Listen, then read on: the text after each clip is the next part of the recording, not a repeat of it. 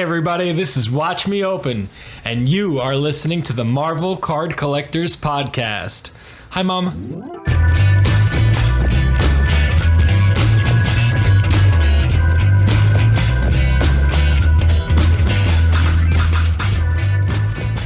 Hello everybody, my name is Ian Taylor and you are listening to the Marvel Card Collectors Podcast, your weekly digest of hobby goodness, brought to you by the Marvel Cards Fan Collective, an awesome community of card collectors and creators, and you.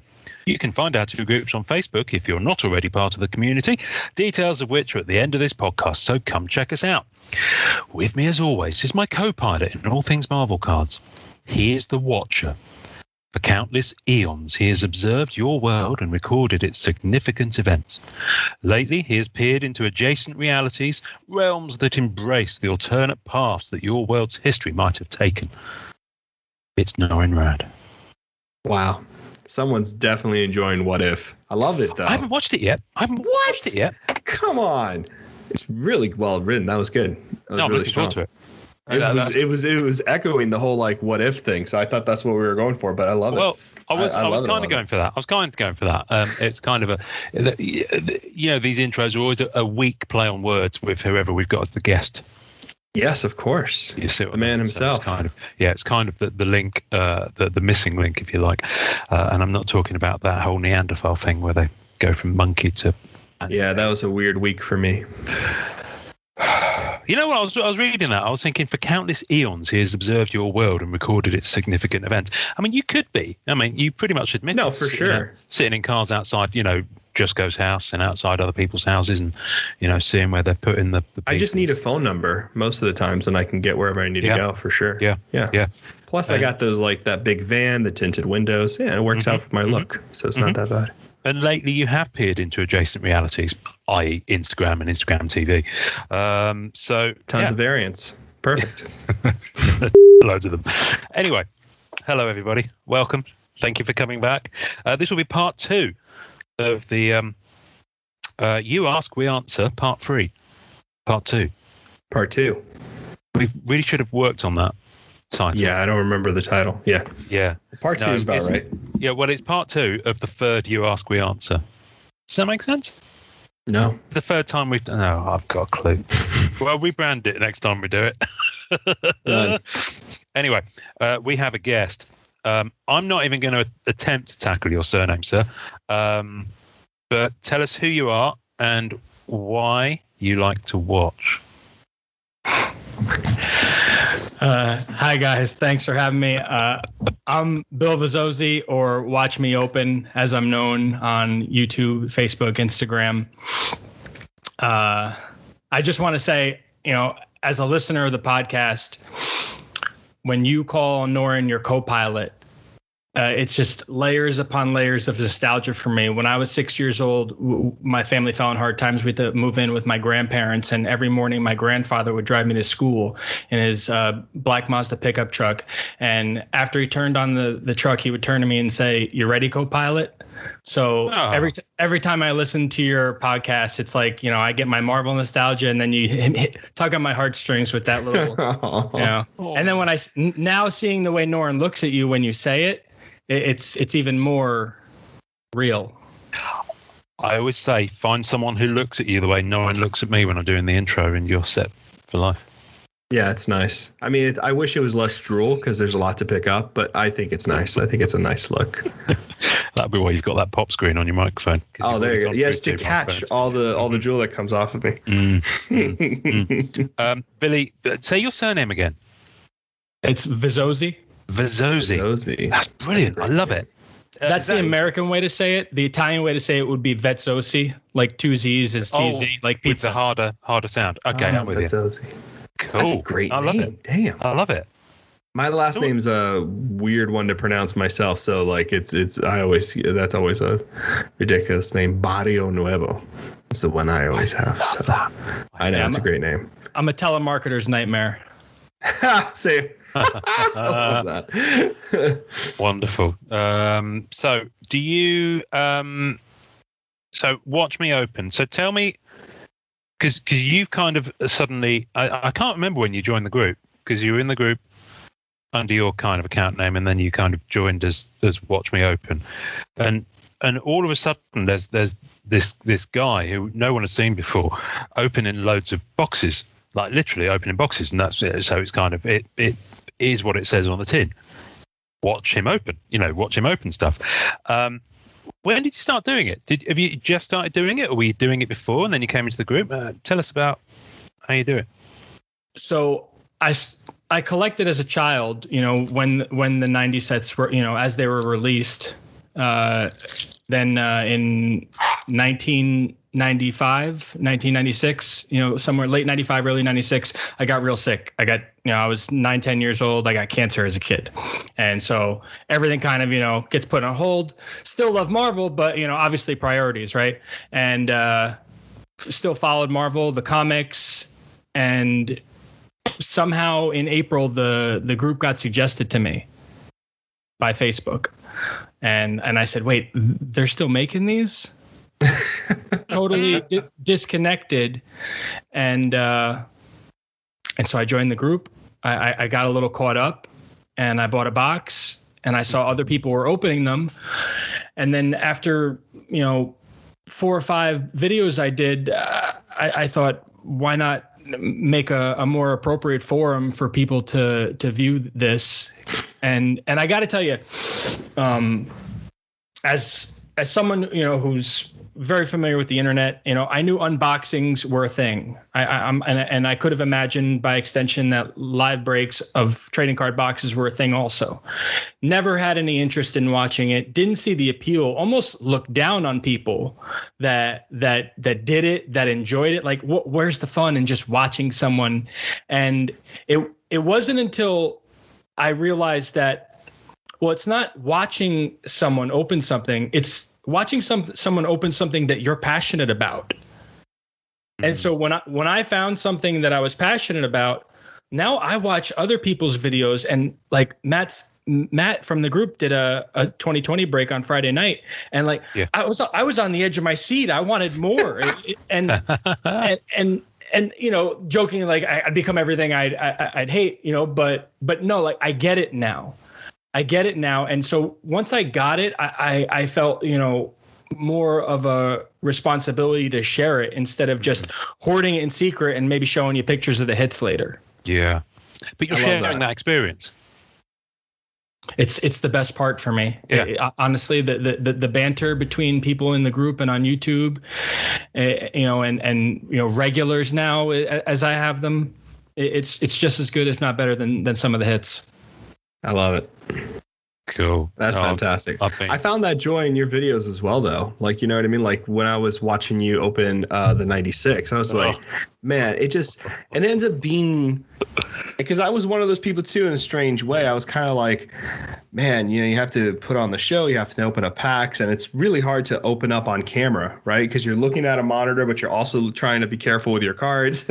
You know what I mean? And so much of hobbies that are collector focus and about obtaining things can very much become a bragging station, right? It's just flexing all the time, right? It feels kind of disconnected, right? It feels like, oh, here's this cool thing I have.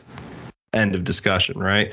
But like, especially with your breaks, I love how you've given back to people. I love how you're pulling things for people. I love the sense of conversation that comes from it. And that's what I've been really enjoying about your breaks and other people's breaks and other people's like content. There have been so many more people coming up with Marvel card content now. I mean, Ian and I have been doing this alone for a little while now. I think we were the first Marvel card podcast, specifically Marvel card podcast. And now everyone's like bringing their stuff in, and it's just actually having like stuff to flip the channel for now. You know what I mean? When before you didn't really have that. I just think it's a fantastic thing you're doing, man.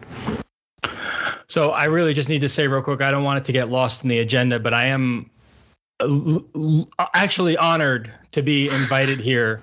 As a listener, as someone who sees the names that have appeared on here, just, I mean, you guys could be modest all you want, but I said it to Nora in a DM, but you guys are a staple of this hobby, and And really, just to have my name in a list of 108 episodes with some of these other names of artists and collectors, it's really humbling. So thank you for having me.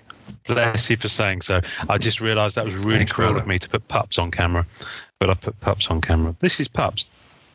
He's my daughter's little thing that she likes him to be up here with me when I'm working, because this is where I work as well when I work from home. So Pups would like to say thank you, Billy. You're welcome, Pups. He's gonna kiss. If there was a video content to this would be coming off very creepy. Well, Norrin. I mean, some of the stuff people don't see. Seriously. That's very true. Wait till the podcast listeners find out that Pups is the nickname for Ian's phallus. Yay! And then they'll really know. There we go. I just popped it on the keyboard. Anyway, let's move on. So, Billy, you've been. Well, I'm fascinated. What do you do? What's your kind of real world gig? Tell us about where you're from. Where are you in America?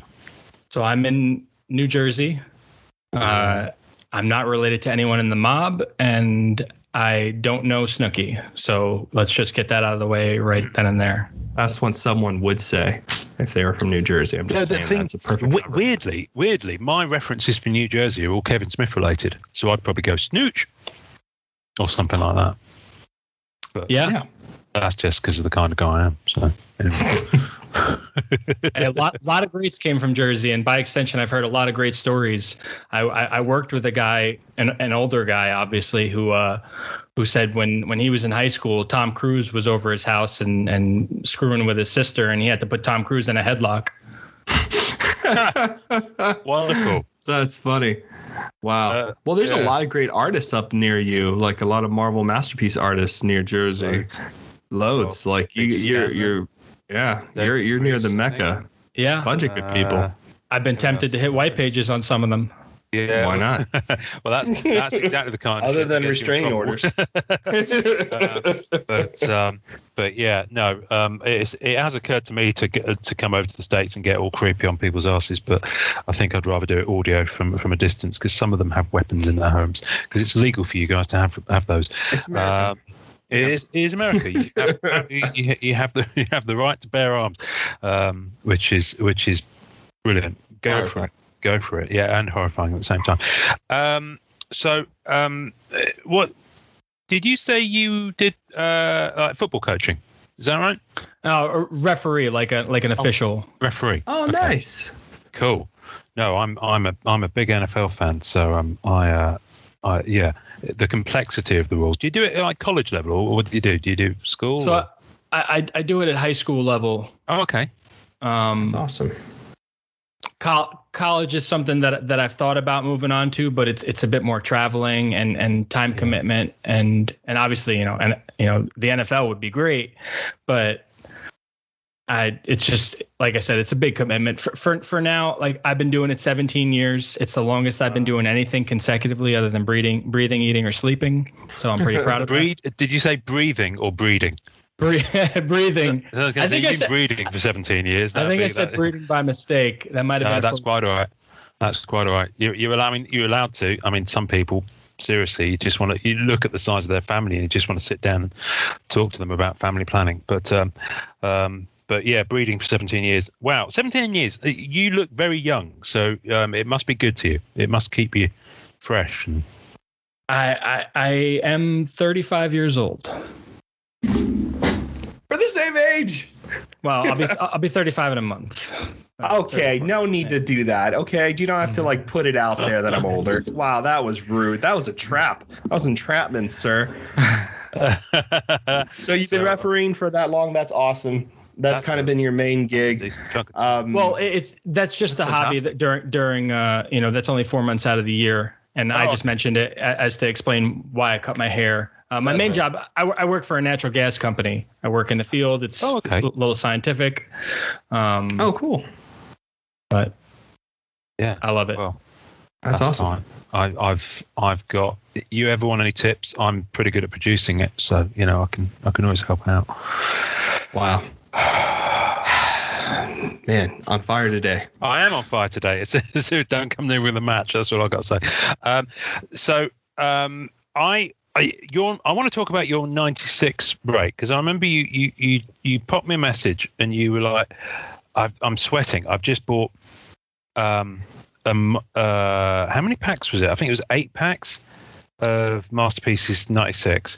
The first go around, I bought 4 packs. Oh, was it 4 packs? I know there was one listing where you sent me the message and you were like, I can't believe I just spent this much money. And I was like, I can't believe you earned that much money. But anyway, and then I saw it come through on the message, and I was like, holy shit, he's about to open like 4 packs of Masterpieces 96. I remember when you got them, and then I was watching the video, and it was just like your excitement was palpable. I mean, you were squealing, you were sweating, you had on the kind of funky specimen gloves that they wear when they're doing lab samples in movies where there's pandemics, or real life. So tell us about that. What made you kind of go there with that set? So, like I said previously, because of my timeline with collecting, I never really had the opportunity to collect them when they were released. And as with most things, it doesn't take much to inspire me to go all in. I'm if you give me like a teaspoon of sugar, 10 minutes later, you'll find me on the floor with, chocolate all over my face. So that being said, someone had a claim sale, and throughout the claim sale, they were giving things away. One of those, first person to say free gets this item. Yeah. I happened to get a 1996 Masterpieces base card for free from this person. I had already purchased something. It was the Kiamera, however it said, Namorita. Yes. I don't know why we stopped calling her Namorita. Oh yeah. Yeah, I don't know why we stopped that. Probably because Namorita is a really, really silly name. Do you know what I mean? All it is derivative of his name, which is kind of subjective in a way. No, right. Subjective the right word? Anyway. That never flies in Marvel, right? No, I suppose so, yeah. Jennifer Walters, cough, cough. Yeah. Yes. Yeah, I suppose. Spider-Woman. No, She-Hulk. That's Jessica Drew. No. I was thinking. I knew. I was moving on to another character in my head. Okay. But yes, I know what you mean. Okay. So I'm more than happy to be Mr. Black Cat. Anyway, carry on. On the heels of that, I said, "Well, now I have one. Let's go get the other 99 plus 6 plus 6. Shit. So the other 111. Yeah. Mm-hmm. That's all it took. And then the items from that claim sale come, and I don't see that 96 card even in there. This is after I had already, purchased packs and committed, and I ended up finding it. It was in a page, pushed in with another card. Oh, gotcha. But it was bricked. Oh. So I built this whole 96 empire on the basis of receiving a free bricked card that I wouldn't even put in my binder. Wow. That's crazy. So how many have you opened now? 15 packs. 15 packs. How many were originally in a box? So there were 18 in a box. I bought the original 4 from the same seller in a lot. Mm-hmm. And then I bought a 5th separate. And then I bought the sealed box of 18. I have done a sealed box. Wow, okay. And I bought the sealed box of 18 from an eBay seller with no ratings. Wow. He's living on the edge. Wow. You're a beast. Wow. And it turned up. Clearly it turned up then, yeah? It turned up. The cards are in good shape. Remains to be seen based on how the packs have opened. People have kind of put the worm in my ear that there's a chance they might have rigged it, that they might have at least taken out certain packs and loaded it with other certain packs and just reheat shrinked it. I mean, that's scary. That's tricky, because the problem there is that you'd have to really know what pack within the order had that double impact, right? That's a pretty tricky thing to kind of like do. You can do that with Marvel Masterpieces in terms of like picking sketches out.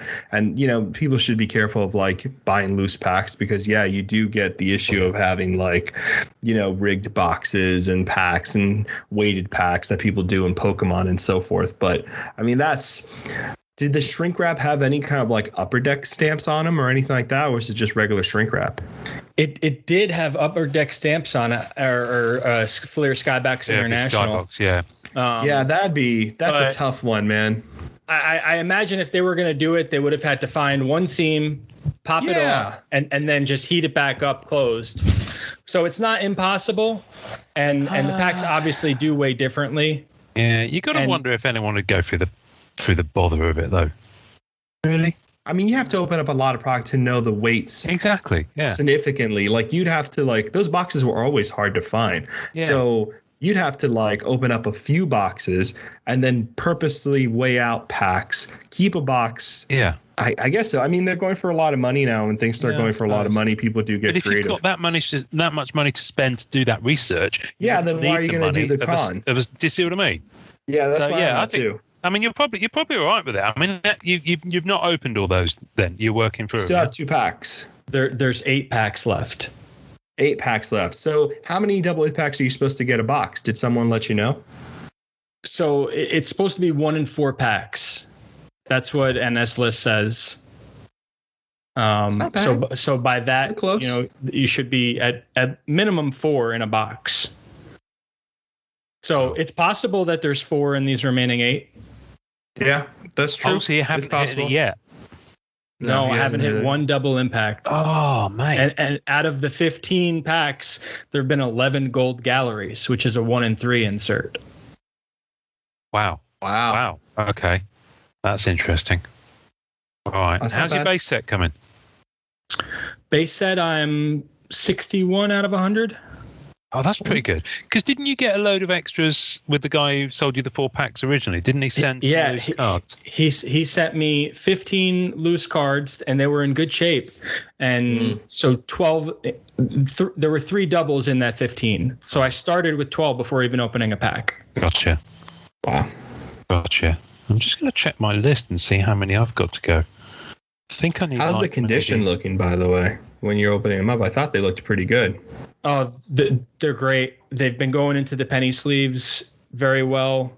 Nice corners. Surfaces are not scratched. It looks good. Nice corners, no bricking. And, wow, you know, shocked. The only question mark so far has been the absence of the double impact. And I know it's probably just paranoia and given the stakes and the money spent. But I just have to be patient and hope that, you know, it's just making for better content. It's all going to be a dramatic finish. I mean, I don't think there's any, not really, like, unless I'm missing one. I don't know if I know of any videos that have cracks like a 96 box on YouTube. There might be like 1 or 2 maybe, but I can't think of any off the top of my head that I've seen. You know what I mean? I think you're the first person I've seen really go out of box. I've seen pack openings, but I haven't seen anybody like go out of box. So it's actually very interesting to see this happen. Yeah. So I'm holding out hope, but also at the same time, you know, people do crazy things to pull one over on people. You know, we have something we have to be conscious of, right? And there's I'm well aware there's just as many honest, good collectors, if not more, willing to do the right thing. And I want new collectors to know that, but also they need to be aware. They need to educate 100%. Themselves and protect themselves. Because there's people out there buying uncut sheets and hacking them up and calling it an error card. NFC, and not factory cut. We had an incidence of that in the group about 3-4 months ago. Pissed me off. Where apparently, and it takes a lot to rile this young man, someone who swore blind that it was common practice in the was he saying Pokemon Magic the Just Gathering. full of crap. Basically, NFC was like a thing, and I think he made it seem like I was the one who's crazy and just I was new to it or whatever. I was like, this guy. So basically, what happened was this guy put in a listing of an error card, and it looked like an error card. It looked like it was cut strangely, and it looked odd. And in the description, he puts it as an NFC. I forgot. I have like copies of the listing and stuff like that, and his wording. And I won the dispute with eBay because I was like, his wording is purposely misleading. I forgot that you had this issue. Right, so you bought it off eBay, but then he came into the group and he was trying to. Right, I'm with you. He was trying to sell on all the stuff, and I was like, dude, you are obviously cutting these from a sheet, and this is a custom card, not an error card. And he had purposely put in the listing error cards. He got all sensitive and all upset, but he just anyway. But that kind of thing happened. But yeah, I think the things to watch out for also is that people are cutting cards to get better grades with like cleaner cuts and cleaner edges and cleaner corners. So, PSA, BGS, SGA, all these kind of places will look at these cards and kind of say, okay, this has been cut down because this doesn't fit the official size of a card. So that's happening. And, it happens with a lot of other cards too. But yeah, being aware, having, some knowledge of this stuff, doing a little bit of research before you dive in, especially at a pricey kind of product, is always the way to go. I'm so glad that box didn't brick on you, man. I've always been like super worried about those cards because I've heard horror stories.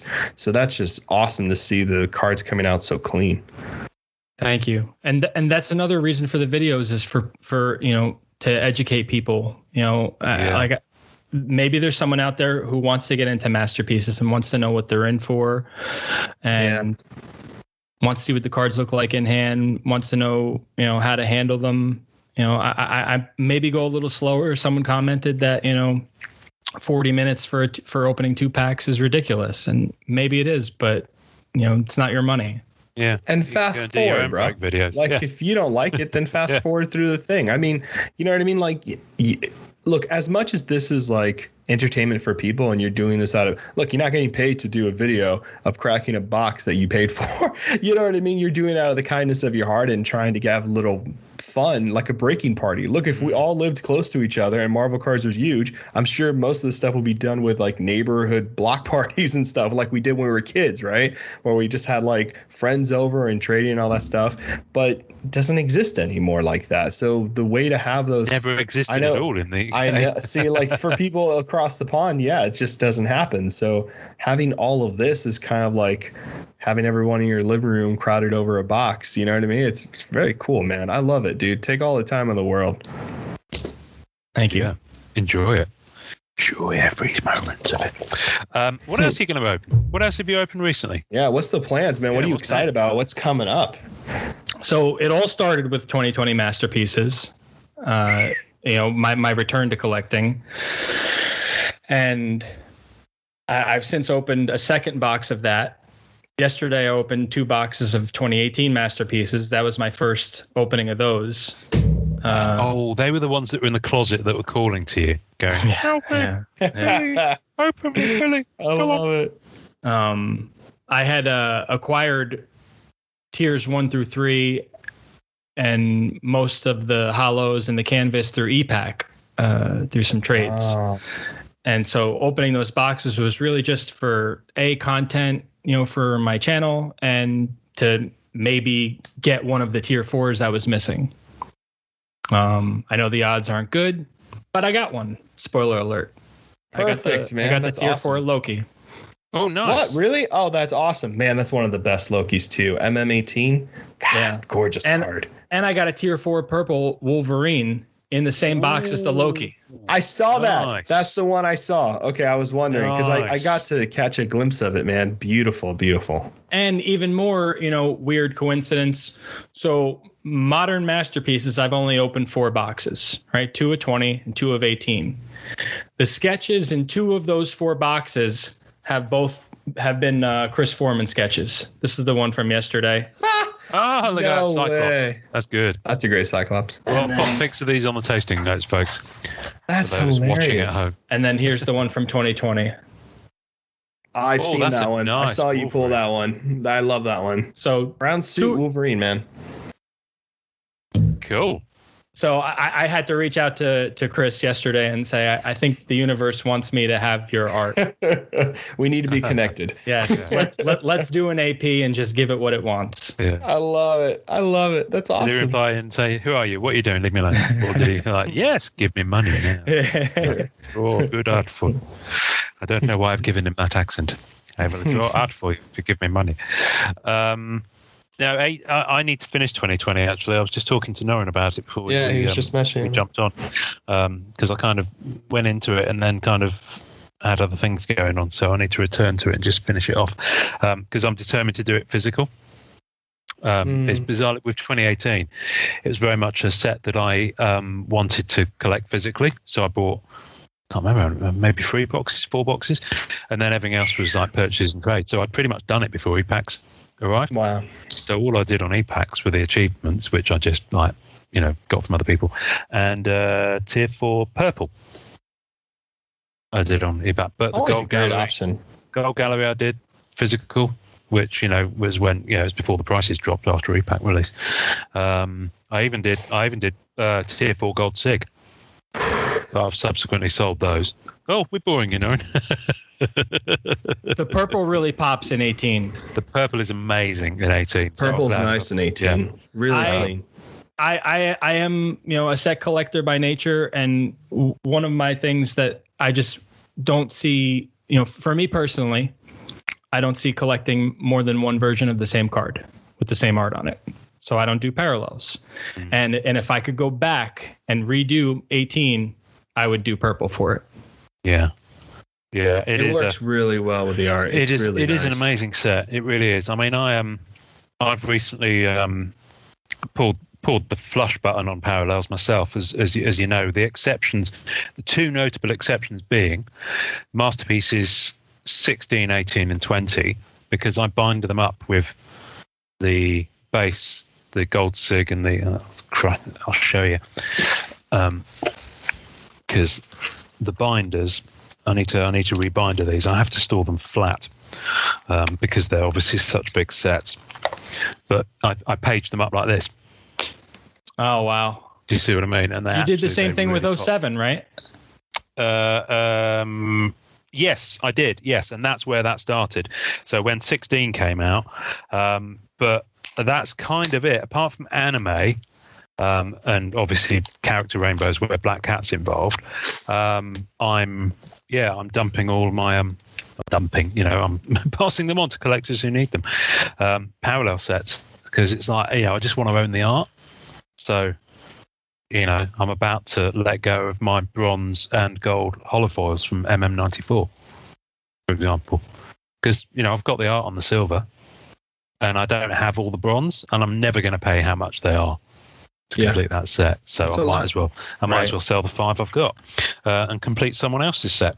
Makes them happy, makes me happy, makes my bank account happy. But I've already bailed on 95 Emotions, which I was just over halfway through. That sold last month. Gold Sig Masterpieces 94, I sold that. And so, but I've still got the base set, and I'm very, very pleased with that. So, I'm the same. But with Masterpieces, I just go purple for the tier 4 because I've heard it called poor man's purple because it's the most affordable way to get tier 4. So, right, kind of. That's a shame. That's a shame. Except for 2016 purples tier 4, which are just crazy. Now, do you guys have any idea why the orange isn't as valued as high as the base, and they're both numbered the same on tier 4? Yeah. Personally, I don't dig the orange. That's just me.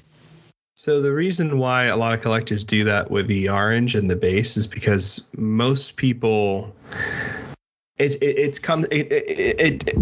no difference, right? They're both 99. One's orange, one's silver, right? No difference. But the problem is that a lot of Marvel collectors are set collectors, and a lot of Marvel collectors tend to look at a base set as the set rather than a parallel set. Does that make sense? Like if there was like a hierarchy, obviously this is all just madness.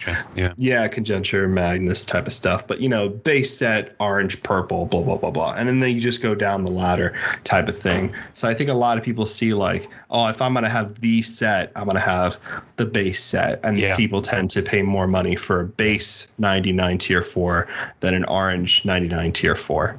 Yeah. Because they want it all to match. You know what I mean? So if you did a full orange set, which makes a lot more sense because a full orange set, every card's out of 99. So that's technically the more rare set to have as like a completionist thing, right? Unless you're doing gold sig where the tier 4 gold sigs are out of 50. Not hard numbered, unfortunately. So but, what? Oh, they are out of 50? Approximately. So the learned clown math goes in the groups, but someone did learned clown math. Yeah. So if you look at the odds on Beckett and stuff like that, if you look at the checklist on GTS and stuff and the allocation, the gold sigs are actually just as rare. The tier 4 gold sigs are just as rare clown mathery as the what if 50s. Really? And they look amazing. I mean, they really do. Especially, I have to say, I'm not no disrespect to Dave Palumbo, but his signature doesn't quite work for me on the gold six for 2020. But Bianchi's signature and Jusko's is in and of itself is a work of art as far as I'm concerned, especially Bianchi's. It's a beautiful, beautiful signature. So that on the 2018 gold sig, especially. Yeah, you got an SSA. Silver Spectrum, nice. That's the one he pulled, by the way. When he did his own box break, Bianchi, he pulled the Sandman. It was a rare Sandman card. Remember, Has he Ian? done a box? I only saw him do a pack. Yeah. Oh, it was a pack. He did a pack. Yeah, Upper Deck sent him a single pack. Yeah, he got a plate. That's what it was. He got a plate. But he pulled the character and he was like, that's one of my favorite pieces. Like the original piece is actually a massive painting. It's one of the bigger paintings from the full original art thing. And I mean, that Sandman is just killer. Sorry, I got a little excited. But it's a great card. I agree. Beautiful piece. That's such a good one to pull, man. That's so cool. So I know you're both into character rainbows, and I'm actually taking my first steps into one. I decided to start the high evolutionary rainbow from 2020. I don't know why it took me so long. I only have the character's image plastered on all of my accounts. I thought so. You would have thought it would have occurred to me sooner. If I was going to do a character rainbow, that would be the one. Wow. I genuinely don't know who that character is. I've not heard of him until Masterpieces 2020 came out. I know what it looks like, but who is he? Where's he come from? What corner of the Marvel universe? So he's an Avengers villain, a Fantastic Four villain. They wrote him off that he he created the midwife who raised Wanda and Pietro. He evolves animals into intelligent beings. Oh, wow. Okay. There was a big storyline. I think it was the late 80s, a big crossover event called the Evolutionary War. Oh, yes. And it was over 9 or 10 annuals. And that's where I first really, I knew of him before that, but that's where I really took a deep dive into him. Mm-hmm. And when I think about a villain, because I do collect mostly villains and I'm fascinated by villains, is I think not about, I think about their resume and not so much in terms of popularity or number of appearances, but when they are around, do they really screw things up? Are they the fly in the ointment? Love that. There's some that are both, all three, but there's some, like Purple Man, Gravitron, High Evolutionary. When they're around, they can only put them in so much because it's so, they're so hard to deal with. I know. Yeah, I love that. Seriously, someone was having a slow day on the creative front when they came up with that name. Well, I have to be honest, Purple Man was done, I think is one of the best villains in MCU stuff. In Jessica Jones, he was killer. Absolutely. David Tennant, fabulous. David Tennant played Purple Man and but his character name wasn't Purple Man though. Well, they used his real name, Kilgrave. Yes. So I only know that character as Kilgrave. Right. Okay. I'm with you now. So That's a rubbish name. I'd rather be called Kilgrave. It sounds cooler. I mean, I think that's why they did it for the show. Yeah. But what I liked, what the show did with Purple Man was that all of her flashbacks to him and the trauma that she has with him because he took away her free will. Yep. You have this beautiful purple light that cinematically lit up the scene. Right. And it was such a great, I never seen anybody reference like a villain that way cinematically. You know what I mean? Like that's the first time I've seen him really kind of go into that. And I was like, wow, what a cool like thing to do with the lighting and to get it so interesting. But yeah, Purple Man, I see what you're saying though. Like some villains definitely, yes, they cause a ruckus, but some villains do things that traumatize the whole nature of the hero, and the effect is so great. You know what I mean? That you're echoing constantly back to this character and what happened between them. Yeah, I love that. That's a great idea. Yeah. Never even thought about that. It's very cool. So there was an episode of an Avengers cartoon, you know, maybe one of the newer ones, like 10 years ago or something, and Purple Man took over the whole world.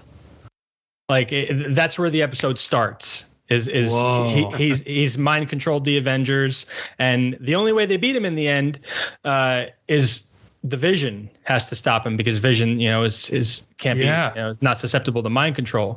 But you know, if Vision wasn't there, then it'd be over. In that timeline, it's forever run by Purple Man. I mean, Hulk, Thor, Captain America, Iron Man. So like that, you know, impressive. Yeah, I love that. I love that so much. Very cool. I remember because House of M had a similar vibe going on, wasn't it, when they were trapped in that alternative Wanda maximum reality. Such great cover art for that run. Oh, I love House of M. And then, of course, at the end, she did the whole No More Mutants thing, which was so good. Love that. Just crazy. Love that.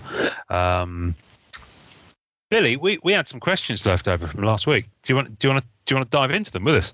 Well, let's do it. Let's go there because this is gonna be a ton of fun. Right, this is the point where I forget which ones we answered. So you'll have to bear with me while I actually find them. Right. This is a pretty good one. Okay, so this is from Jordan Gautier. How is it decided what characters will go into a set?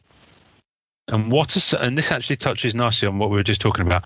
And what are some of the weirdest, least popular, and/or most surprising Marvel characters to be on a trading card? So, how is it decided? I guess is the first thing. I can only speak to what the insight we had from Masterpiece, Dave Palumbo. Yeah. Where he kind of said they kind of said, right, these have got to be in it, but apart from that, who do you want? Mm-hmm. And then your boy High Evolutionary came into the mix. Yeah. Along with Pip Exodus, the Troll. A lot of cool Pip the Troll. So you get a lot of really cool references that artists tend to put in. Jusko was like that as well. Jusko had a hard list of characters he wanted in there.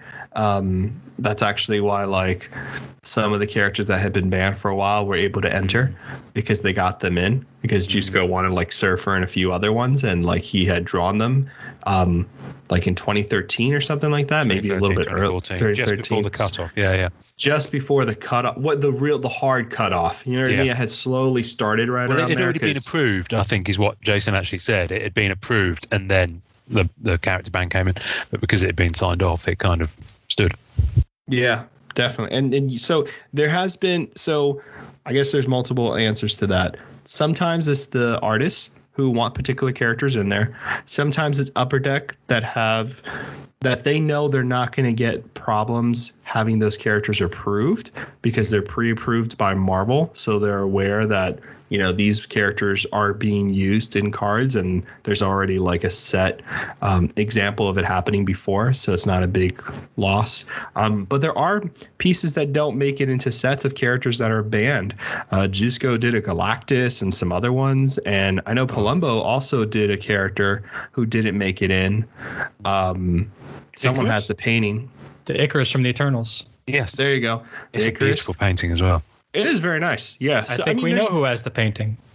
Yes, we do. I don't remember who. No, I don't remember. But it's been in groups, so it's not. Oh, it's not secret. But right. I posted it. Yeah, I just can't remember who it is.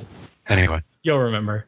Yeah, but I know with Flair, the interesting thing with Flair. Do you remember when we talked to Eric Geist, and he was saying Geist that he was one of the first artists that they came to, and they already had the list of characters. Mm-hmm. So he could just choose the ones he wanted to do. So he got the cream of the crop, like a pre-approved list type of thing. Yeah.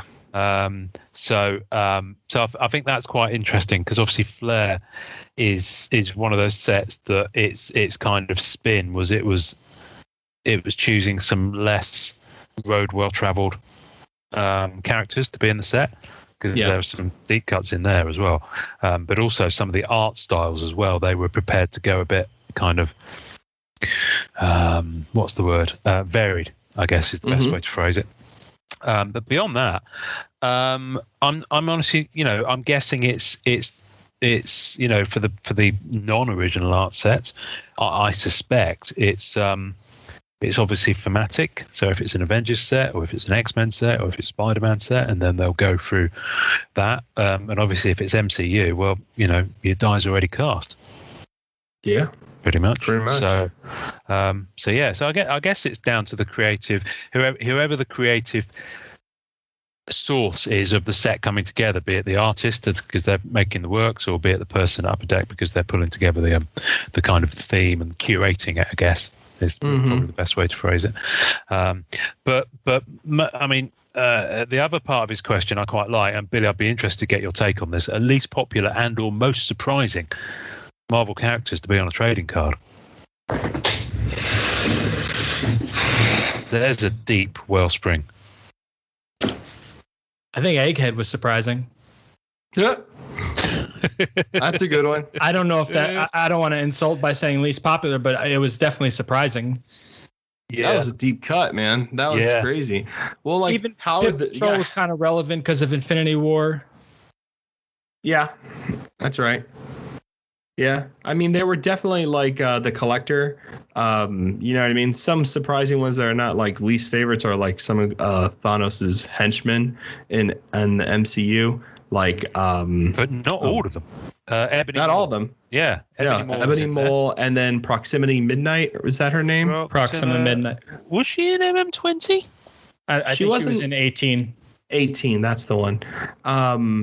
So like there are some like characters that are kind of not on people's radar that are brought into the. I think least popular. It's hard because you never know what people are into collecting. Like some people like to collect a guy that looks like a Dalmatian named Spot. Who collects that? What weirdo's into that guy? But I think Egghead, Pip Patrol, Howard the Duck was really fun to see. That was a trip. Brilliant. Yeah. Hey, that's right. I forgot you had that. Got a spot. That's a Black Diamond sketch. No, it'll be round in half an hour. That looks good, brother. That looks really good. Thank you. But yeah, it was I think a lot of really cool stuff, man. A lot of there's a lot of less popular characters, but I like having a mix of characters that I'm not expecting. Like Egghead, I don't collect Egghead. Yeah, he's not like super interesting to me. But what a great way to like variety up what the set has. You know what I mean? What a great way to give some variety to a full set. Especially when you see all these pieces together. I think a lot of people sometimes forget that. Yes, you see one card from the set and you're like, oh, that's not great. But that card really is not meant to be seen alone. That card's meant to be seen as an ensemble to the rest of the cards in the set, in my opinion. Like I'm not a set collector, but when I've seen binders, I'm immediate jealous because I'm like, damn, that looks so good together, I can't find Proxima Midnight at all, and I've just gone through my entire 2018 binder. It might be 16 then, but I know I saw it.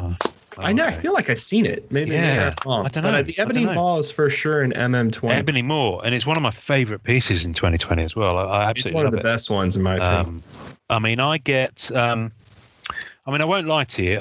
If we're talking about least popular, one of my least favorite, which I know I wasn't asked, but I'm going to say it anyway because it's been on my mind the past week or so, is I don't get the fascination with Venom. I just don't get it. I can't do it at all. And he was cool in the kind of Todd McFarlane run, but I've just kind of gotten less. It's kind of like, I'm over it now. Does that make sense? And all this spin-off stuff where there's loads of characters. I just don't get it. Venom's a huge character right now because of the symbiotes. There is like a huge storyline going on with Donny Cates and crazy stuff, man. Venom's always been a fan favorite, though. Venom's like a top 5 character. But I think Venom's. I guess for me, it's like I just don't dig it. I see some people go absolutely nuts for it, and I'm not just dissing them at all. If you're into it, you're into it. That's fine. But I look at like Venom and symbiote kind of sketches and things, and I'm like, I can see a lot of work's gone into that, but I'm just not my cup of tea. I don't know. So yeah, having said that, the character I really enjoyed seeing come into trading cards recently has been Red Goblin from the final Dan Slott Amazing Spider-Man run about 3 years ago now, I think the first set where sketches of him appeared was, I think it was MM20. It might have been a bit earlier actually. But might even have been Premiere 19. Thinking about it, but I know I've seen the card. It was a good-looking card. I just don't. I can't remember. I have a feeling that we had you and me talked about it on an episode. I can't. We did. I just can't remember what it was. I can't remember who it was. There's a great. I just saw it in your background. Watch me open. The anti-venom. There's a great anti-venom card in Flair 2019. Oh, it's great. I think that's beautiful. His, I know we hate using the term, but is that his rookie card? Is that no, the Fleer Ultra Spider-Man was. Yeah. There you go. I think that might be, maybe Flash there's Thompson. One earlier. Is that Flash Thompson in that kind of white suit with the black? No, that's Eddie Brock. Oh, Eddie Brock. Sorry, Eddie Brock. Yes. Okay. Wow. Yeah. Eddie Brock was sick, and the latent venom in his blood activated and turned him into anti-venom. Right. Wow. That's pretty cool. Tangent attached to that person's question. I'd like to know each of your betting man's picks, not the one you want to see, the one you think we'll see, for making their modern masterpieces return in 2022. One character we haven't seen in the last 6 years, but you'd put money on they're going to be in the next one. Ooh, okay. That's a good one. I got one. I think I know where no one's going to go with it. You go yours because I need to think about mine. I think it. Oh man, I don't think she was in the first. I don't think she was in 16, 18, or 20. But correct me if I'm wrong. Miss Marvel. Do you mean Ms. Marvel? MS Marvel. Really, Kamala Khan. Yeah, is that her name? Yeah, Ms. Marvel. Yeah. Miss Marvel, with the kind of stretchy arms and the big fist. Yeah, because she's like a super powerful character, actually. And I think that they're very much gonna have a lot of stuff coming into like around her. She's gonna be a huge character for the MCU. She's gonna be like a big deal. So I'm interested to see her. I think she should be in the next masterpiece. I don't think she was in 16, 18, or 20. I don't think she's been in either. That's a really good answer because I'm really struggling to right? One. I was shocked. I did not think I would come up with that well. No. I was kind of like, I thought I'd be stumped because usually I am. Absolutely nailed it. No. You're good. I'm going to think about it. You know what? I'm going to have a look at Marvel Flair for inspiration. That's a good one. As I was talking about, right, and straight away, I think I might have found my answer, but I'm just going to have a little flick through. Because right, well, funnily enough, it goes back to the beginning of the episode. The Watcher. Yes, that's true. I'd love to see the Watcher on a Masterpieces card, and I think he was in 07 or 08, one of those. In fact, he was in 08. Yeah. Of course, that wasn't an original art created for that set, but it wasn't pulled from comics either. It was done for like TCGs, the majority of it. So it still kind of holds up and was designed to be used in card form. But having said that, I'm all up for some of the 2099 characters or Generation X characters just because it's my thing. one of those coming back into the fray. Yeah, I'm just looking through Flair, and I'm like 20 cards in, and already I've seen 4 potential candidates who would be absolutely amazing. Like Devil Dinosaur, Moon Girl, yeah. Devil Dinosaur would be absolutely amazing. Ego is I know he's been in 2020. I love every single visual rendition of Ego I've seen so far. I could so PC crazy. That I could so PC that character. Crazy character to bring into it. I love it so much. That's pretty awesome. I know. Ego's amazing. What set just came out that had a really gnarly Ego in it? Unbound. I'm talking about 2020. Unbound. Yeah. Unbound. That's right. Ian. I love Fred Ian's Marvel Unbound Ego. Well, when you look at the 2019 Flair Ego, there's so many colors in it.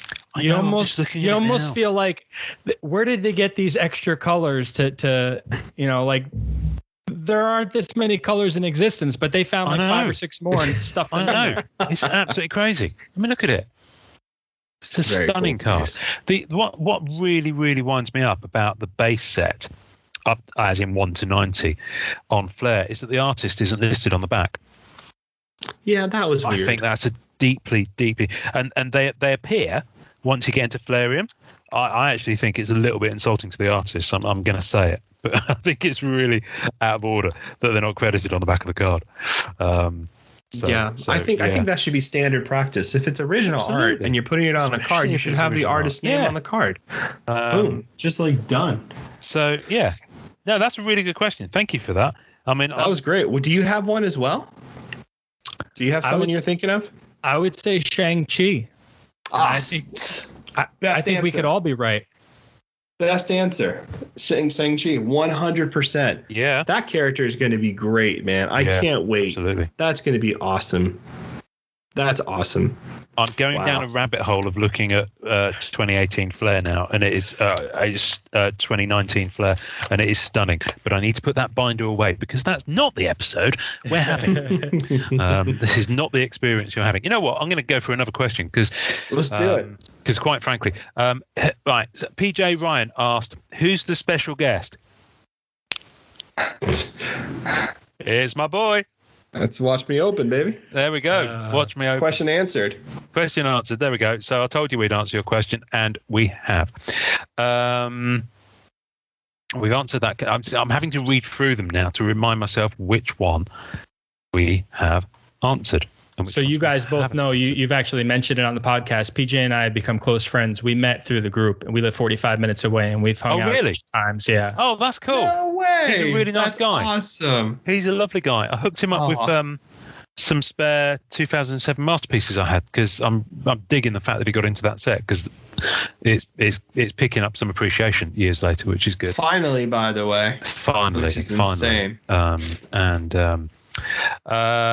Okay, you know what? I can't find a question we haven't answered on that one, so I'm going to go to the other post because I did it twice. How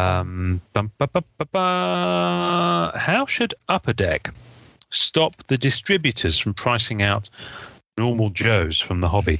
Example, X-Men Metal. Lighting their houses on fire? I mean, that's an option, right? I guess so. Yeah. I mean, I don't fully pretend to understand the Upper Deck distribution system. I believe my understanding is it's weighted to protect their relationships on the sports side of the business. So, which is why it's all about that, like certified distributor and diamond distributor and all that sort of stuff.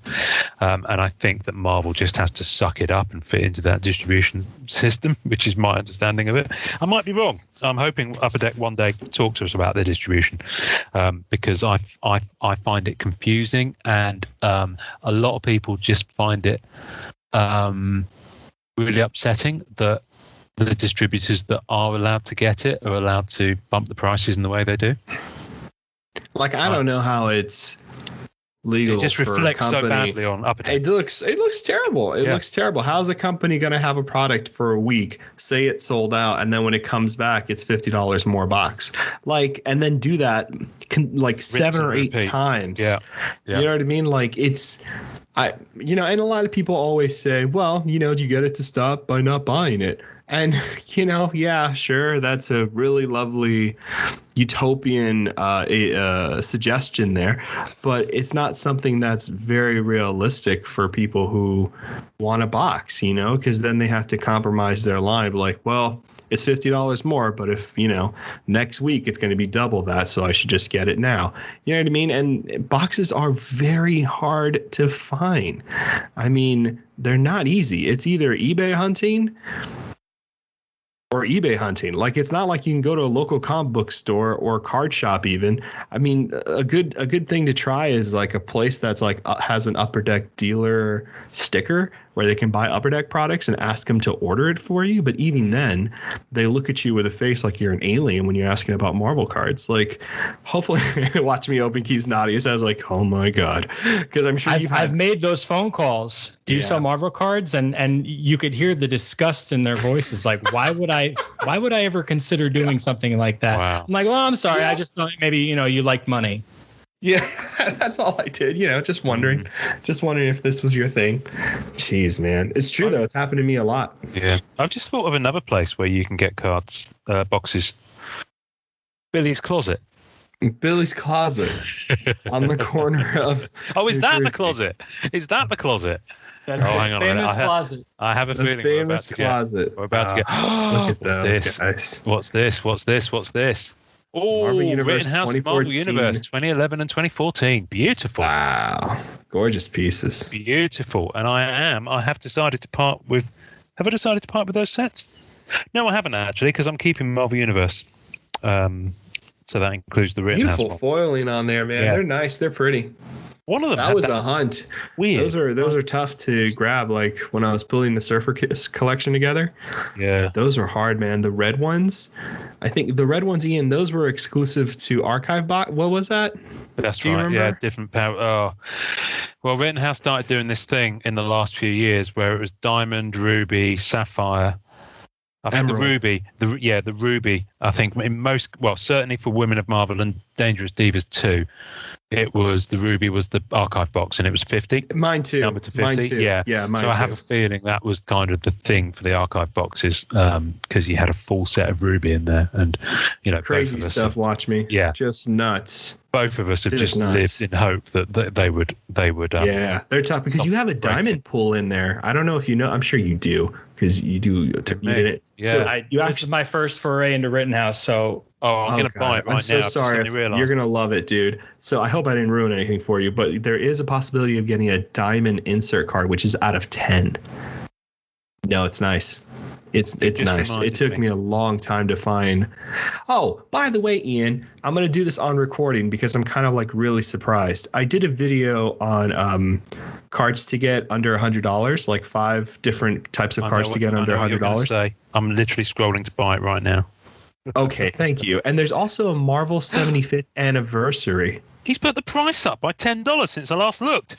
Okay, $10. Really? Yeah, no, it's the Marvel 75th anniversary Diamond Parallel Black Cat 9 of 10. It's been sat on eBay for literally like over a year at $50. That's your fault. I'm going to say I'm mad at you. I'm just saying that's your fault. Well, listen, I've just been paying off £17,000 of credit card debt. Thank you very much, so I wouldn't go there. Oh, okay, sure. Pitch Black. But having Pitch Black, Star Trek, I already owned. And Star Trek I used from the Get out of here. So full. But I'm going to buy that right now because I am. The seller hasn't specified delivery options to the United Kingdom yet. Right. Okay. I'm going to just change my address to be my US address. You carry on talking while I do that because I'm beautiful. I'm going to beat the system. They're beautiful, man. They're really nice. So it's a diamond insert, and it's out of 10. And this more than hard numbered things out of 10 now are gonna start getting stupid. Right. But I was just telling, there was another card, Ian. I forgot about the diamond actually. You have the Marvel 75th anniversary insert for Black Cat, right? The one numbered out of 75. Yes. Okay. There's another one on eBay for $30. It's beautiful. I've You got it? That's Okay, fine. good. I don't need it. Yeah, I've got it. I feel bad because I did a video just recently and I was talking about a black cat and I'm like, oh God, I better tell Ian before someone's like also another black cat fan. But no, man, you're going to do that Rittenhouse stuff and the sketch cards, bro. The sketch cards are so good from those sets, man.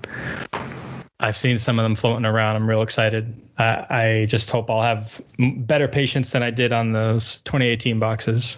Tell you what, if you want a box that will A, be an absolute joy to open, and B, if you chose to, you could then kind of probably make your money back on it because you might not want to keep all the stuff you buy.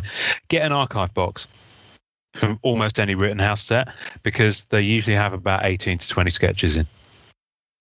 Yep. That's the whole joy of them. Seriously, mate. And yeah, it's a blast, bro. Marvel 75th anniversary. Let me have a look because it was in another set, wasn't it? That one, the 75th anniversary. Yeah, it was in Dangerous Divas, no? I think so. Yes, I'm just finding it now, and I do own it. And my serial, I'm on my spreadsheet now, Noah, and you know the one I've been working on for months. Oh, the beautiful one. My serial number is 50 out of 75. Nice. Which is quite a nice serial number to have. Yeah. So, yeah. So I'm having some of that. Thank you very much. But no, I recently acquired, this is a completely tangential off topic, but you've got me talking about Black Cat now. So it's tough. You'll have to listen. I've recently acquired the, that Comic Images sticker. From the World of Spider-Man set. Yes. That's got that really short-lived Black Cat costume from about 87, 88. I finally picked up one on ComC, so I now own that, which isn't her rookie card because it's a sticker. Whose dog's that? Cool, whose dog's that? That'd be mine. Oh, is that yours? Yeah. That's Remy and Wade, named after Gambit and Deadpool. Cool. Oh, that's cool. That's really cool. No one's into his Gambit, so I like Gambit. I've always liked Gambit. Yeah, Gambit's cool. Yeah, Gambit's cool. I'm buying this card. I commissioned Ray Racho to draw the heads of my dogs on the bodies of Gambit and Deadpool. No. Has he done it yet? You got to share that with us. He's done it. I'll pull it up on my phone and then I can send it to you guys in a message for the tasting notes. Yeah, that's really cool, man. I love it. I love that. That is awesome. In my head. It's going to look quite weird. Does it look less weird than it sounds when you describe it? It looks perfect. Dog heads on a human body. It looks perfect. I love that. That's the best response. It looks perfect. Yeah, I can tell you absolutely hit the nail on the head then with your. Oh, that's hilarious. Whole body. That's funny. That's absolutely hilarious. Wonderful. Right. People are going to dig that. That's great. People are going to absolutely dig that. That's just great. I love it. I absolutely love it. I love stuff like that when people do like really kind of niche AP stuff. It's really cool. Did we answer his question? What was the question again? Pricing out normal Joes from the hobby. Yeah. We went on a tangent then, didn't we? It was a non-answer answer. It was a non-answer answer. Yeah. And then he's gone on to say, and buying a set after everyone else has opened it isn't as fun. Well, I guess so. Yeah. Well, if you got it on ComC for 30 cents a card, that's pretty fun. Yeah. I have a lot of fun doing that. I have an enormous amount of fun doing that. Okay, so now this is a big, big question. Okay, it's more of a train of thought. So settle in. I might prompt you halfway through to check you haven't drifted off. Alex Shields. Alex Shields. By the way, can I just give a shout out to Alex Shields? He PCs sketch cards with beards. Yes. No, he does not. Characters with beards. He does. And I absolutely love it. And I'd love him to come on the show and talk about it because I love shit like mad that. Respect. I love that so much. Yeah, no, he's posted about it a couple of times and he posts like new stuff that he's got. And yeah, beard games. That's awesome. Yeah, it's really, really cool. I absolutely love it. It's almost as much fun as Captain 69, but not quite because there'll only be ever one of those. But so Alex Shields, well, I can start off. Good, I hope so. I didn't watch the podcast, but I will. Well, it's mainly audio, but that's okay. Mine will be more of a statement, but I'll ask a question at the end. I'm new to the group, as you know, but my collecting background is extensive. I owned a shop for several years as well. Cool. I primarily always collected sports from a collecting standpoint and have an extensive amount of knowledge on vintage cards, from grading to fakes to value to scarcity, etc. Almost any card produced during 1885 to the 1950s. Wow. Were they really making cards in 1885? 1885. What was the year? 1885. Maybe tobacco? Probably Sports cards. Sports ones would have. Yeah, they've been tobacco related. Yeah, because that's where a lot of them started. Maybe so. That's fascinating. I changed to strictly non-sports about 2 years ago. Good man, join us. The sports world, in my opinion, became about money. I like money, but I found myself going from something I originally loved to something that was a job, basically. Yeah, true that. That prompted a change in my focus. I simply got tired of chasing the next big card. I've sent thousands to PSA and BGS where I could pin a grade down by sight and feel about 90% of the time. The more and more I became involved, I saw many flaws in the grading process. I became connected with mass submitters that walked cards in 1,000 plus at a time. I could go on, but if my concerns with I could go on and on of my concerns with grading. I obviously preferred PSA for vintage and BGS for modern, but when the majority and values started to turn, I really lost interest. The non-sport world, in my opinion, at the time, had very little focus on grading, as we've talked about numerous times. Mm-hmm. It's picked up since then, I think, as a whole, but it's not the general preference of non-sports collectors. I think that's starting to change. Again, I'll check the podcast out, and here are my questions. So here we go. We're there. I obviously see the value in PSA 10 90s graded cards, Marvel cards specifically. They are harder to find, but I associate it just to baseball junk era of the 90s. How do you see grading for modern Marvel playing out as you? Sorry, his sentence structure goes off a bit. How do see grading for modern Marvel playing out as do you think there is an equivalent current interest? If not, will there ever be? And if you think modern currently has a lot of interest, do you see it expanding to what we see in other genres as we do now? That's a great question. It is a great question. Really There's several parts to it. There's several parts to it. Well, the essential idea there is that, so the first one is this, right? He agrees that he sees the value in grading Marvel 90s cards, but associates with sports junk wax. Sports junk, yeah. Which, my opinion, I guess, in a point of view, I guess that's due to the number of cards out there and their throwaway nature. I mean, for me, one, I don't believe that. I don't, I've had a lot of people tell me over and over again that there were tons of Marvel 90s cards produced and they aren't in excess and blah, blah, blah, blah, blah, blah. I know that. I've been here. I know they were 25 cents. I know when you go to a sports card store, they're the things holding up the desk underneath one of the foots of the chair. Like, seriously? I totally get that. Wow. 100% and really much thrown away. But that's kind of my bigger point. The fact that no one gave a hoot about any of those cards leads me to believe that there are not many in good condition. And that's kind of where I'm at with like grading Marvel 90s cards.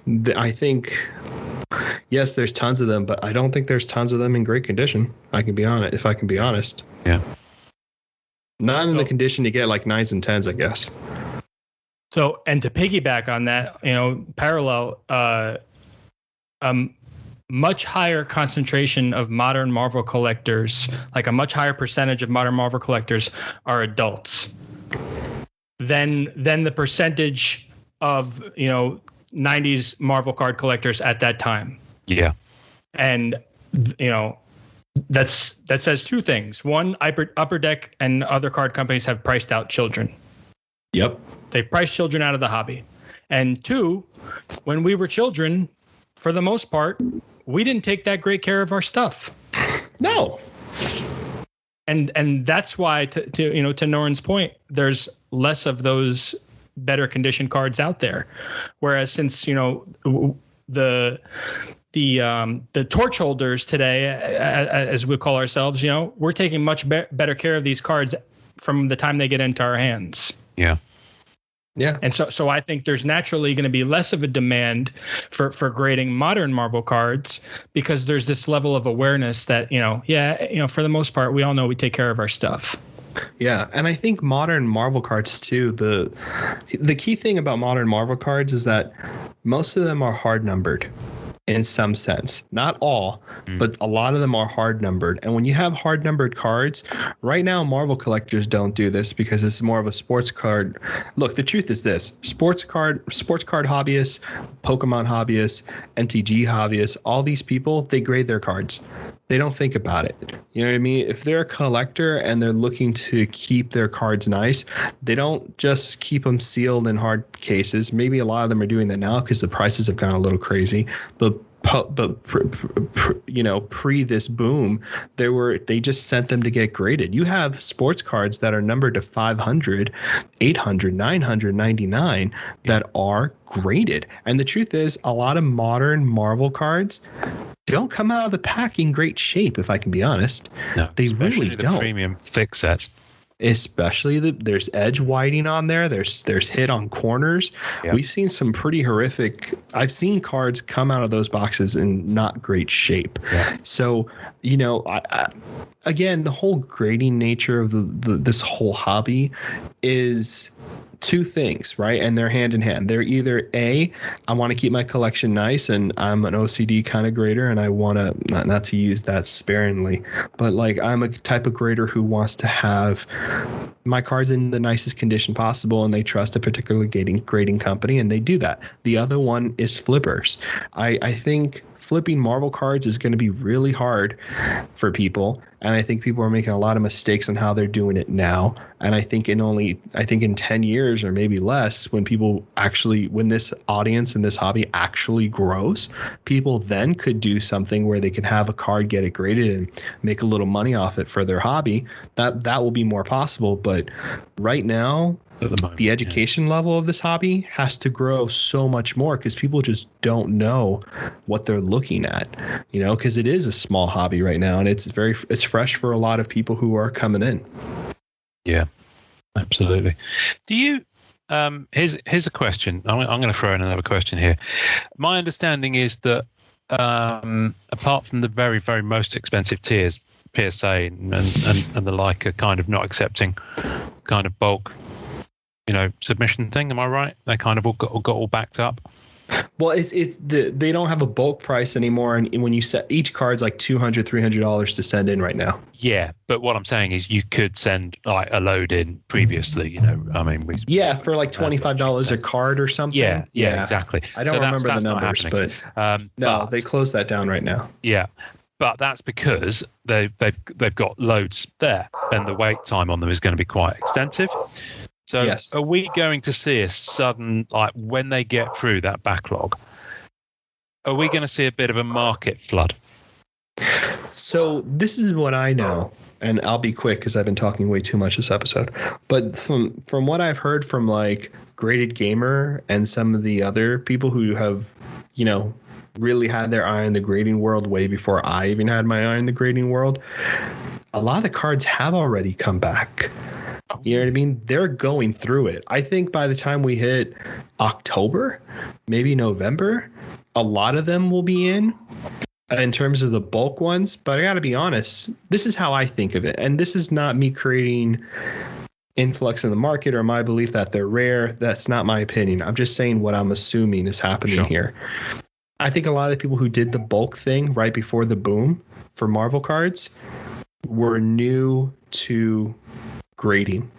And the reason I say that is because if you look at the pop reports for a lot of the Marvel sets, a lot of grades came back as 7s and 8s and 6s. And the truth is, anybody who knows how to grade, because it costs them money, they don't send in those. They wouldn't even submit anything under a possible 8. Like 8 is like getting the F in like the test. You know what I mean? Like if you get a 9, you kind of like semi-pass. You're like, okay, that's pretty good. And a 10 is the A+. You know what I mean? One's past merit distinction, isn't it? Exactly. Kind of exactly. It's that kind of weird stuff. And I'm more than happy with a pass or a merit. It doesn't have to be a 10 for me. No, it doesn't. No.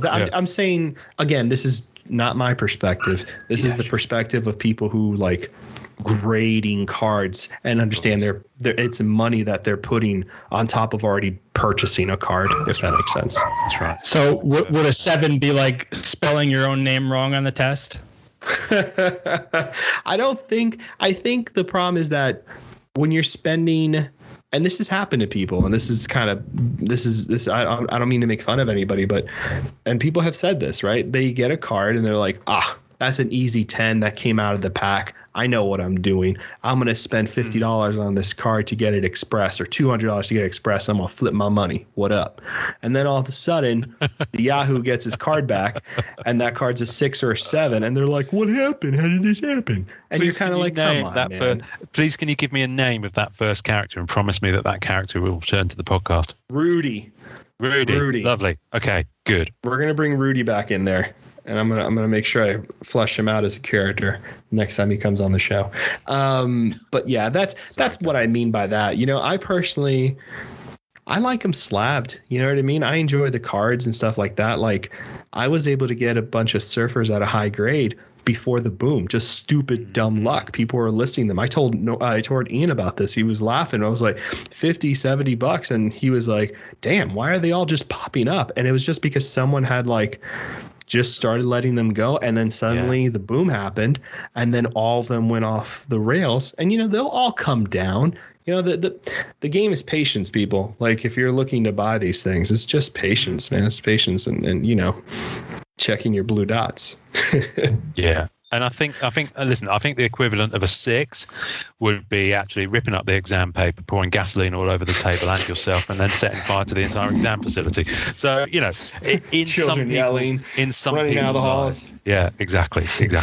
All right. And, you know, it was such a long question. What was the second part of it?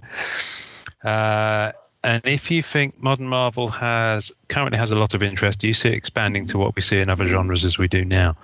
I don't know, is the honest answer to that question. Does he mean other genres and non-sports? So if Marvel's seeing an uptick, do we think that'll spread to other? I mean, this is an interesting point. Do people grade Star Wars? I mean, I know Star Wars Vintage, as in 1977, you know, tops, red, blue, and all that. I've seen those being graded because genuinely they are quite tough to find in decent condition, I believe. But does modern Star Wars get graded, Noren? Have you seen? So I've seen it happen. You know, for Masterworks, I see it happen a little bit more because those cards are condition sensitive. Yeah. Because they're thicker. But like other cards like Holocron, or I think it's called. I have to go ahead and look at that. That's kind of the Marvel annual level set. Yeah. Or like the TV show ones like Mandalorian, Rise of Skywalker movie set. Like those, I don't think people particularly go out of their way to grade. But there are people who grade modern Star Wars. But here's the thing about Star Wars, which is super different from Marvel, in my understanding, not that I'm an expert at all. The vintage Star Wars stuff has such a legacy being graded. Like, it has a huge legacy. So I think when people go into modern Star Wars, they're kind of purposely staying away from spending that kind of money on graded Star Wars vintage cards, or they've dabbled, and the modern stuff's just to have a little bit of fun. You know what I mean by that? Like Marvel cards don't have that lineage or that history of like, oh, the vintage Marvel cards are all graded in 10s, right? And they're impossible to get, blah, blah, blah. We're so new that hasn't really happened yet for a lot of collectors. So it's kind of we're in a strange spot. Like Pokemon first edition Shadowless cards, all those suckers are graded. You know what I mean? You don't get one of those cards without getting it graded. It's common practice. So I think Marvel's just trying to figure out where its footing is, as opposed to some of the other. But I think that's the thing with Star Wars. I think it's just there's very much already a history with vintage Star Wars being graded. From my understanding. So do you guys see an avenue where Marvel passes Pokemon? I do. Personally. I can't nod because I'm absolutely zero familiarity or interest with Pokemon. Well, I'm not interested either, but I know enough to know that in the non-sports, it's the most popular right now. Well, see, like the thing is, here's the weird thing that I keep getting caught up on. Maybe you guys can help me out on this. Non-sport and TCG are two different things, right? Yeah. Right? Because like when I think Pokemon, I don't think non-sport. I think trading card game. I think TCG. You know what I mean? Because I feel like Pokemon are more paired with Magic the Gathering than Pokemon is paired with non-sports. Like for non-sports, the big two titles I always see as like the titles is Marvel and Star Wars. That's what I see when I see non-sports. I can't remember the last time I've even heard of people playing Pokemon though. So I think that even though it is, the cards are designed as a game, I think that they've become more of a collectible in terms of foothold. And people people still play Magic. Like people still play Magic. Like there's a hobby shop in town, and that's all they do. That's all they do. Like 5 nights a week. And I think the problem is that, we talk about, how the pandemic has helped the hobby, and how if the pandemic kind of, took a relapse, we'll say that it would help the hobby, again, similarly. But the rising tide raises all ships. So that doesn't help us, gain any ground on the other, parts of the non-sport industry. And so I hopefully, I'd like to think, obviously, as a collector, that Upper Deck has it in their heads, that their strategic initiative is to win non-sports with Marvel. I know, that sports are their bread and butter, but that doesn't mean that they have to sacrifice sports to win non-sports. That's always been my belief. Very valid point. I agree.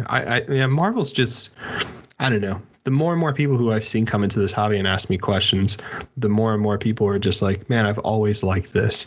And I can't believe I didn't realize this was still going on. And this could have been a thing I could have been excited about instead of getting priced out in sports or priced out in Pokemon. Like I know a lot of people who are just like bouncing from Pokemon, elusive collectibles. Like, there's a lot of people on social media who are like, Pokemon was really fun for a while, but there was even a huge scandal in Pokemon recently about the hoarding of Charizards and people not really understanding how many there were. And there was a small group of people who were very much controlling the market, like it does in every hobby. We all know the truth. But, apparently in Pokemon, it got so severe that people kind of got disgusted by that and started selling off things. So I know that's happened recently. But yeah, I agree with you. Like I do see Pokemon definitely as like, a pillar of what non-sports can be in terms of price point stuff for sure. Yeah, I'm with you on that one for sure. I see that. Yeah. Very interesting. We've got a couple more really good ones that take us off in a different direction. Ooh. With all the recent set releases in 20 and 21, do you think UD is flooding the market with products? Should they spread out the release more and focus on quality control issues and or set designs? It seems as if collectors aren't even getting a chance to catch a breath between releases. What do you think, Billy, as a collector? Are you going for the modern stuff? That's a fair point. From what you guys have talked about, on the podcast, that Upper Deck does listen. I think they're gonna learn from the experience of X-Men Metal Universe. There were a lot of different issues with quality control, and people feel that it was rushed. Some people, despite them saying it wasn't going to be original art, some people took issue with the fact that it was original art, and that there's some characters blindfold that it was the third time that art was used, and that's not what we're here for. And hopefully that they're what's the word I'm looking for? They're taking their time with releases means that they're putting more emphasis on quality and production and availability. Do I think that they're getting ahead of themselves? I do. I think they see the market and they're trying to juice it for everything it's worth. They're trying to make more money now instead of a little bit less money over a longer period of time, if that makes sense. Because look, the Marvel characters have been around for 75 plus years. The Marvel movies have been around for 30 years now, but the MCU specifically, like 12 15, years now. 12 years. Yeah. 2008. 12, so 13. Yeah. It's not going anywhere. And as long as they continue to produce quality content, the appetite is there for the consumer. Yeah. So in my opinion, as long as there's not a cost of quality and availability, I'm happy with as many Marvel sets as they can put out. And just the only thing about giving a little bit of information about releases so that it gives us the option to choose. And not overextend ourselves, not get knuckle deep into Marvel Ages and realize, man, I would have liked to have gotten into X-Men Metal had I known a little bit sooner. I would have, saved my eggs and maybe even put more eggs in the X-Men Metal basket. Instead, now I'm disheartened and deterred from venturing into X-Men Metal at all because of my experience with Ages. And that's just for example, using recent sets, but that mechanism could be taking place among lots of collectors who obviously we see the figures. There's clearly some people out there that have disposable income in excess, and then some, yeah. But the majority are not in that category. Yeah. Despite my frivolous spending might indicate, like that's not, I'm hurting, but it's for a passion, like you're talking about credit card debt, like it's a serious thing, and we're not here to teach each other how to be adults, but we love this, and that's why we do it. Like nobody's getting hurt, right? And we're a part of this community where we have an opportunity to be good to others. So I say all for it. As long as you can still provide for your families, like spend whatever amount of money, like we can't take it with us when we go, and nobody's getting out of this thing alive. So what's the point of, dying with $1 million versus dying with $1 million versus debt? Yeah. No, and I think a lot of it, and I love all that, by the way. That was all great. I agree with you. Like, I always, and we've had Upper Deck come to the group and meet with us and talk to us. And Ian and I have definitely told him already. We're like, if you don't give people a heads up on what that calendar looks like, people will actually spend more on product because they'll understand where they want to spend.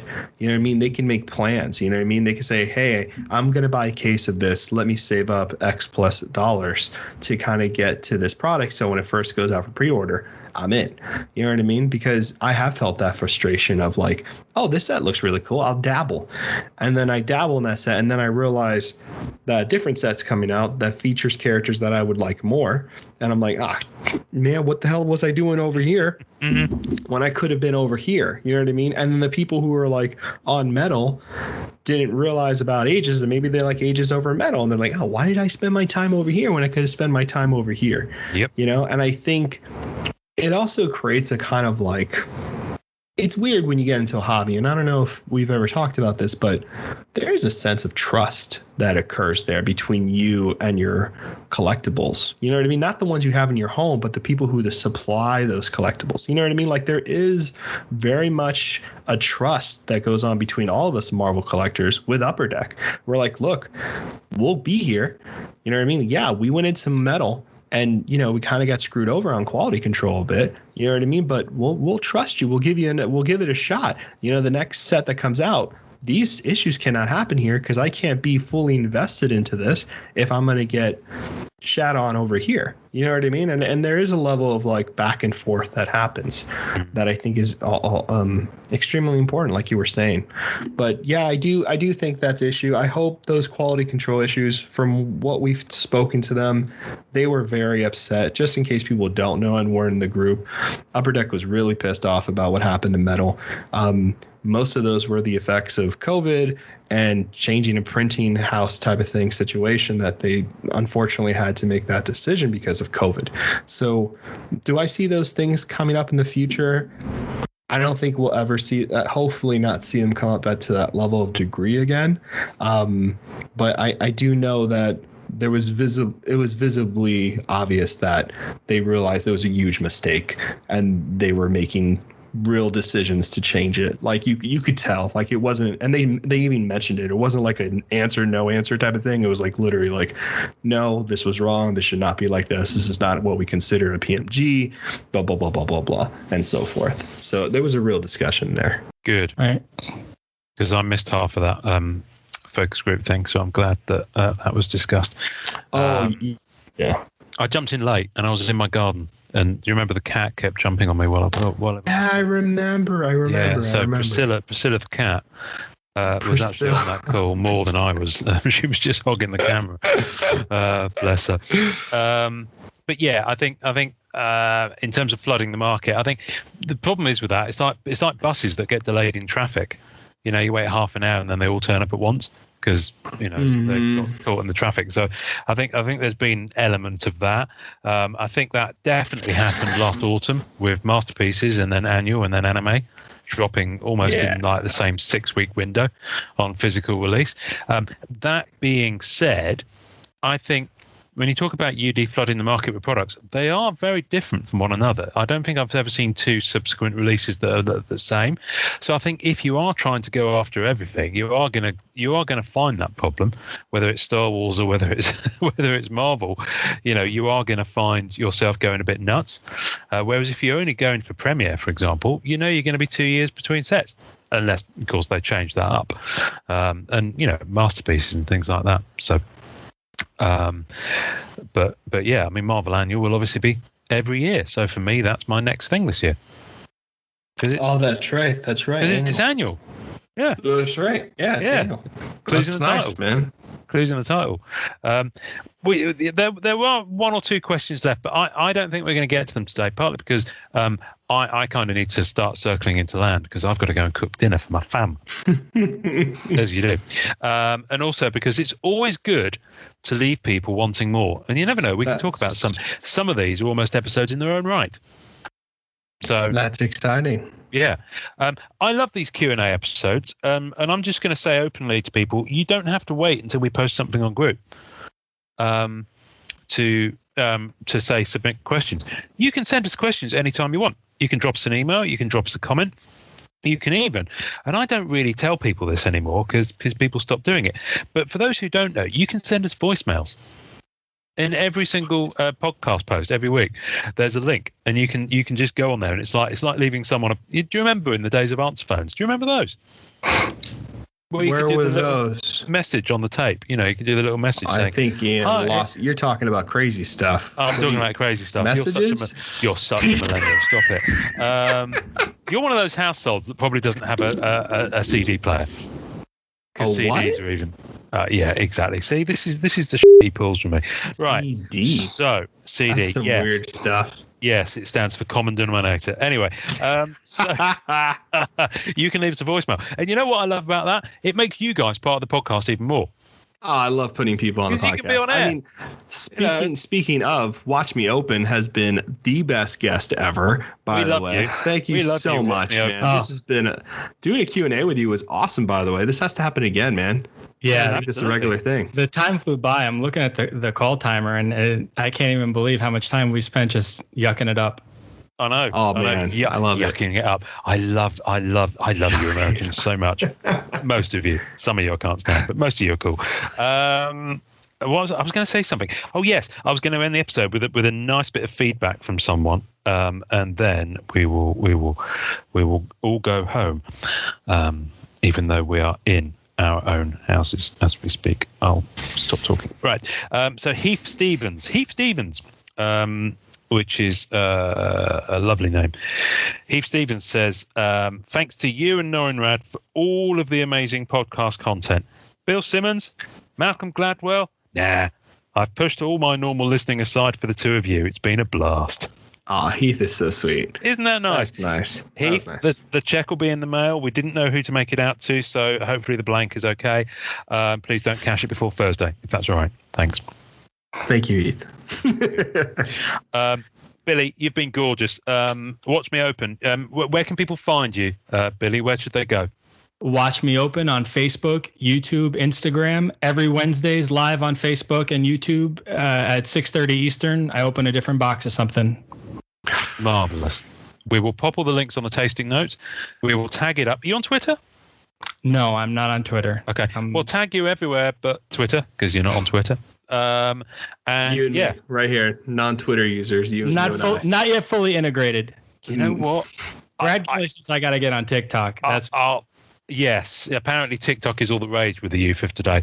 I'll be your Twitter avatar. I'll do Twitter so that you two don't have to. How's that? Beautiful. We love it. Can you just say that name of the material that clear cards are made on? Acetate. Acetate. Yeah, there it is. I'm genuinely disturbed right now, and yet mildly aroused at the same time. Thank you, Billy. It's as good a time as any to end it. You know how we sign off.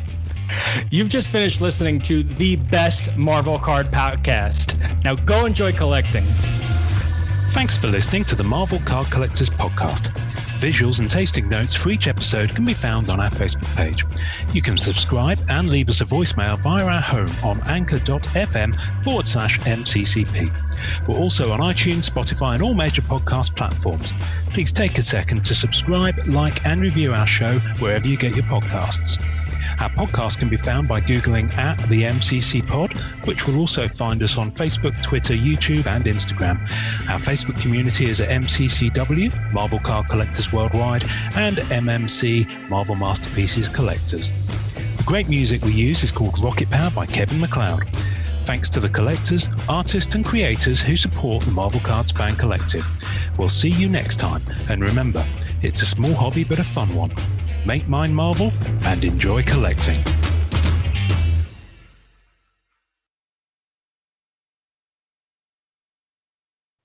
I didn't even get to hear your old man voice today. My old man voice today. I can do it. But this is what you get. This is the I'm a 5-star treatment. You know I'm a legit fan with the callbacks to your characters. Yes, and then I've got this guy. So my daughter, she loves Aladdin, right? And she pretends to be Princess Jasmine. I can't do Aladdin's voice, so I do this, and I say this is my Aladdin voice. Don't sound anything like Aladdin, but she don't know that. She's only 5. Well, she's 6 now, but anyway, she still don't know that because she's only little. But this is Aladdin talking. So you're listening to the Marvel Card Collectors Podcast, innit? Yeah, I'm actually quite good after the credits. I'm putting that after the credits. We were still recording. I am 1,000% putting that after the credits.